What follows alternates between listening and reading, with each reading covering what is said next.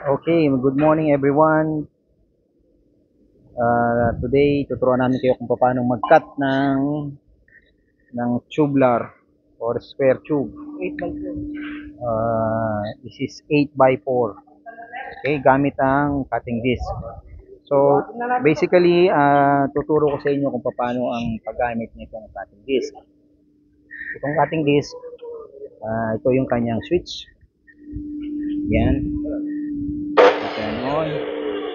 Tapos, ito yung kanyang adjustment. So, depende sa angle. Pagka 0, that means straight horizontal cut. And then, meron kang 15 degree, 30 degree, and 45. So, kapag ka naka 45 ka, right angle. Meaning, ang magiging posisyon ng cutting piece mo is pag ganito. Pag naka 45.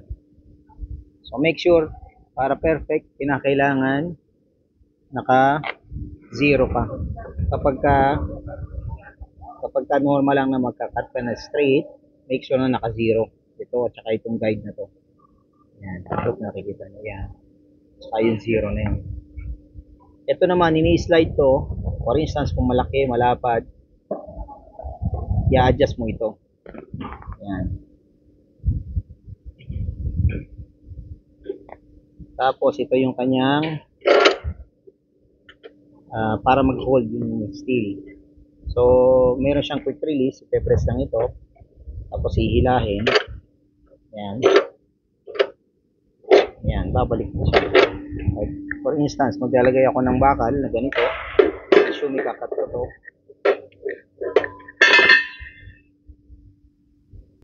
Yan, magte-testing tayo ngayon. Naka-0 siya. So, gagawa tayo ng 45 degree. Luluwagan natin itong pinaka-securing bolt niya. Using ng Allen key. So, gamit ang 10mm na Allen key, Allen wrench, i-open natin yung adjusting locking bolt. Tapos, ipihitin natin siya ng 45 degree. As I said, make sure na nakalapat or nakasentro ito, guide na to, saka dito sa araw para makuha mo yung perfect na 45 degree. Otherwise, hindi siya magkakanto mesa. Hindi siya magkakakuha ng perfect na right angle. I mean, 45 degree angle.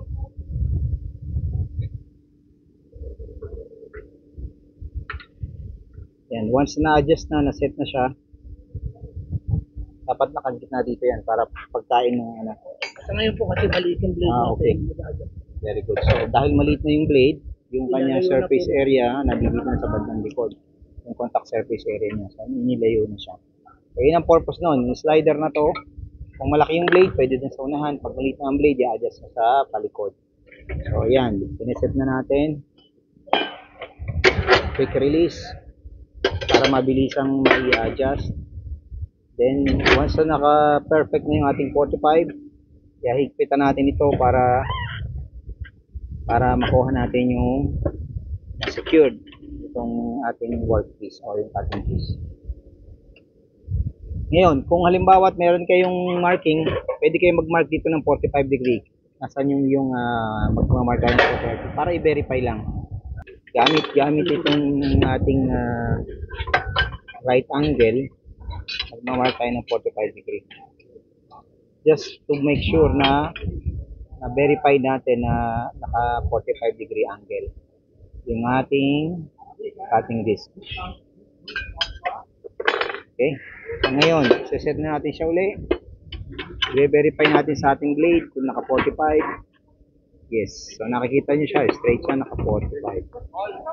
Okay. So, na-secured nyo na. Nahigpitan nyo na ito. Pwede nyo na ngayon i-lock para ma-secure yung cutting piece. Kung mahaba ang workpiece nyo, para make sure na nakabalansi siya dito pointers. Itong surface na to, ito dapat palagi nakalapat yung workpiece nyo. Otherwise, kung nagkakat kayo ng tubular o ng square tube, tatabingin siya ng cut. Kailangan nakalapat yung rib or yung ito sa likod ng workpiece. Okay, so ngayon, tetestingin natin yung kakat natin.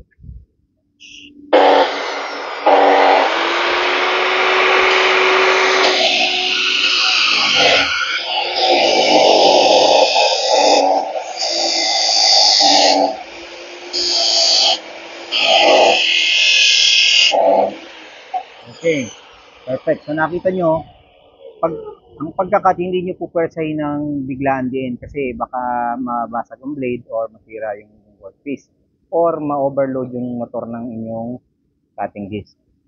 So dapat gradual lang ang pagkat sa kanya, especially kapag malalaki na makapal na steel para hindi mag-overheat or mag-overload ang inyong cutting motor o yung cutting disc motor. At the same time, puproteksyonan nyo rin yung inyong cutting blade o yung itong carbide blade. And reminder, dapat palagi Dapat papalit. naka ano kayo, goggles para hindi matalsikan. Ngayon tuturuan namin kayo kung paano magpalit ng blade. So gamit itong reference, itong the same blade na siya, kung ano yung nakakabit doon. So ang reference dito is itong diameter nito, yung pinaka fixing bolt. So ngayon meron dito tinutulak para mag-lock itong blade. Disconnect muna yung power. Pagpapalit ng blade, make sure for safety, disconnect ng power and then itaas itong safety cover and then hanapin yung pinaka yung locking ano niya, insertion. So, ibig sabihin merong radya na magla-lock doon sa cutting disc para pagpihit niya ng tornilyo hindi siya kakalas. Ayan. So nakalock, make sure na nakalock ito. Nakalock. Tapos gamit itong the same Allen key na gamit natin, yung 10mm na Allen wrench o Allen key. Lulusin na yung center na tornilyo. Yan. Tapos tatanggalin na siya. Ngayon, isa pang tip. Itong side na to meron siyang steel plate or steel support. Yung kabila wala.